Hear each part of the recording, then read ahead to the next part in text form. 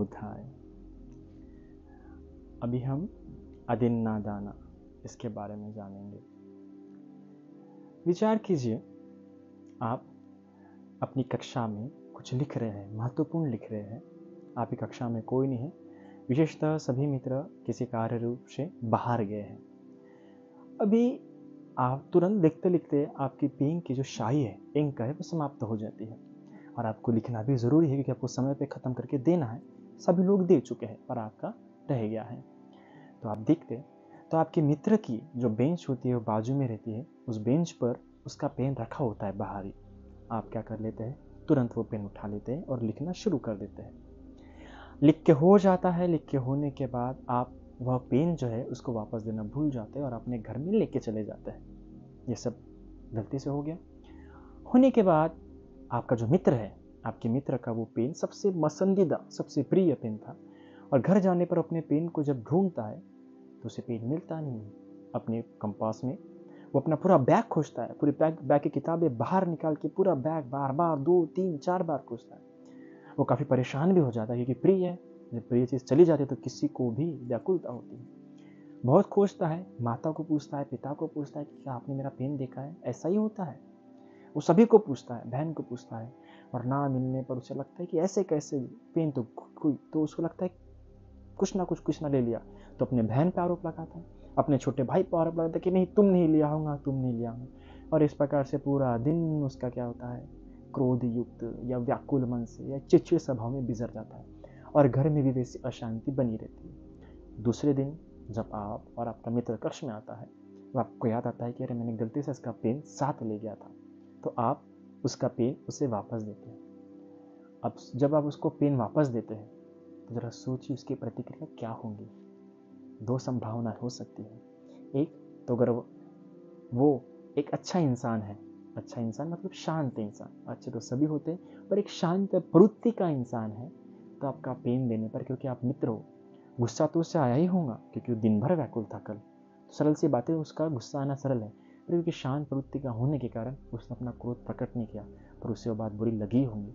कम से कम आपको इतना तो वो बोलेंगा ही बोलेंगा कि यार कम से कम बता देता कि पेन तेरे पास है, मैं कितना व्याकुल था। भले ही उसने शांत से बोला होगा पर उन शब्द की गंभीरता को समझिए। और अगर वो उतना आपका करीबी मित्र ने शांत प्रवृत्ति का, नहीं तो गुस्से में आके बोल सकता है और इससे क्या हो सकता है, आपके संबंध भी खराब हो सकते हैं। तो आप एक चीज़ ज़रा ध्यान रखिए कि सिर्फ एक वस्तु शायद आपके लिए उतनी महत्वपूर्ण नहीं होंगी, आपके लिए साधारण सी वस्तु होंगी, पर वही वस्तु क्या पता जिसकी आपने ली है उसके लिए उसका कितना महत्व होगा। अगर उसके बिना पूछे लेते हैं तो उसके जीवन में कितनी सारी व्याकुलता, दुख प्रवेश कर जाते हैं एक इस छोटी से आपकी घटना से। और इसी बात को ध्यान में रखते हुए आपके स्वयं के सुख, स्वयं के संबंधों की सुरक्षता के लिए और दूसरे के मन को, उसके परिवार को इस प्रकार तकलीफ ना हो, इसलिए भगवान बुद्ध ये दूसरा शील बताते हैं, अदिन्ना दाना वीरमणि सिक्खापदं समादियामि। अभी कई सारे लोग इसका साधारण से हिंदी में अनुवाद निकालते हैं, मैं चोरी करने से दूर रहूंगा। पर यह सिर्फ चोरी की बात नहीं है, यह बात है जो वस्तु आपको दी ही नहीं गई है वो लेना ही नहीं चाहिए। अगर आपको दी नहीं गई और आप ले रहे हैं या उससे बिना पूछ के ले रहे हैं तो यह अदिन्ना दाना शील क्या हो जाता है, भंग हो जाता है। क्योंकि हमने पहली कथा में देख लिया कि कैसे उसके मन में व्याकुलता प्रवेश कर जाती है और जिसको हमारे कारण, अगर हमारे प्रिय व्यक्ति को, हमारे ही मित्र को अगर हमारे कारण दुख पहुंच रहा है तो मित्र कैसे, हम तो उसके दुख का कारण बने। और इस बुद्ध शासन में यह जो भी कोई एक अच्छा व्यक्ति होना चाहता है उसकी हमेशा मंगल कामना दूसरों के प्रति रहती है।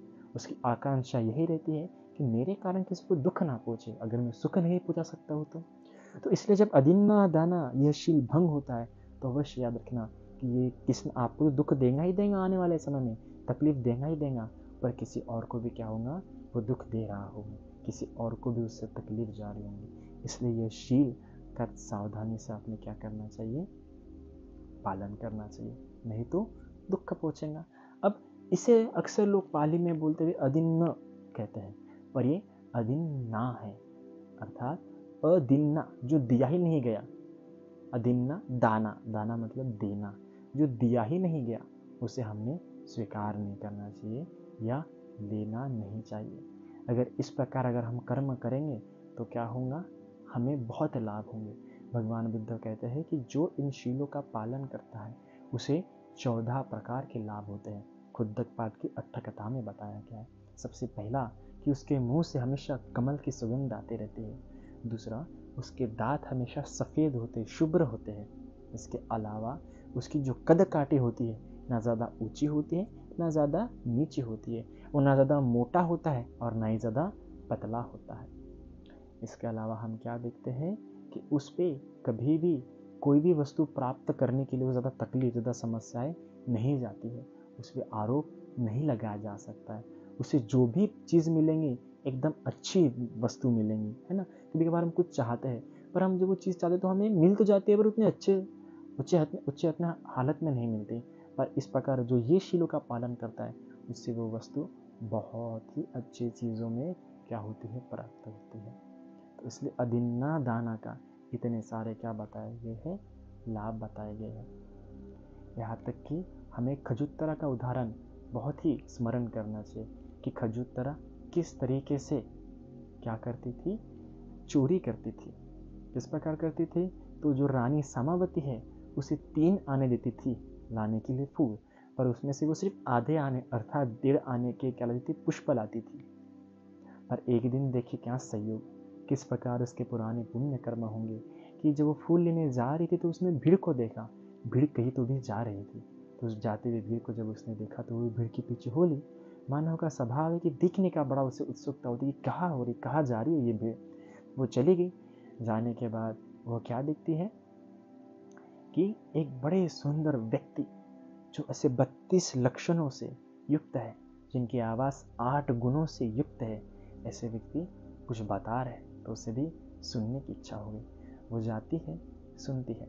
सुनने के बाद संयोग देखिए कि भगवान बुद्ध उस पर अदिन्न दाना पे उस दिन उपदेश दे रहे थे। जब उसने सुना कि भगवान जैसे व्यक्ति अदिन्न दाना को उपदेश दे रहे हैं और वो सुनते हुए उसे बड़ा आनंद होता है कि हाँ, कितने सुंदर लाभ है और कितना निंदनीय कर्म है ये कर्म करने पर लोग किस प्रकार निंदा करते हैं, लोगों का कितना अहित होता है और ऐसे करने पर व्यक्ति किस प्रकार दुर्गति में उत्पन्न हो सकता है, नरक में उत्पन्न हो सकता है। तो उसको लगता है कि मैंने नहीं करना चाहिए। सिर्फ थोड़े से पैसे के लिए, थोड़े से आनंद के लिए वो पैसे बचा लूँगी तो ऐसा कौन सा मेरा बड़ा काम होगा, फिर से शायद से मैं किसी दूसरी चीज़ पर खर्च कर लूँगी और खर्च करने पर कितने समय का आनंद होगा, थोड़े समय का आनंद होगा। इससे अच्छा होगा आनंद तो मैं कई सारे वस्तुओं से, कई सारे कामों से प्राप्त कर सकती हूँ। आनंद तो मुझे अभी धर्म सुन के भी मिल रहा है ना, तो आनंद की ही बात है, तो आनंद तो मैं अलग रास्तों से भी प्राप्त कर सकती हूँ। पर ये अकुशल कर्म करके क्यों मैं लंबे समय के लिए अपनी हानि करूँ, क्यों मैं अपने लंबे समय के लिए दुर्गति करूँ। इस प्रकार जानते हुए समझते हुए वो उस दिन संकल्प कर लेते कि नहीं, मैं यहाँ से चोरी नहीं करूँगी। तो तुरंत वो ऑन स्पॉट स्वीकार कर लेते कि मैं ये शील कभी टूटने नहीं दूँगी, क्योंकि इसके इतने सारे लाभ भी होते हैं, शीलों के लाभ होने ही होने हैं। और जब ऐसा जाती है वहाँ से उठने के बाद जो वापस जाती है तो पहले फूल लेती है और फूल लेके रानी के पास जाती है। रानी देखती कि अरे आज तो पुष्प दुगने तिगने हैं, तो पूछते कि आज फूल काफ़ी सस्ते थे क्या, जो इतने सारे तूने फूल ला लिए।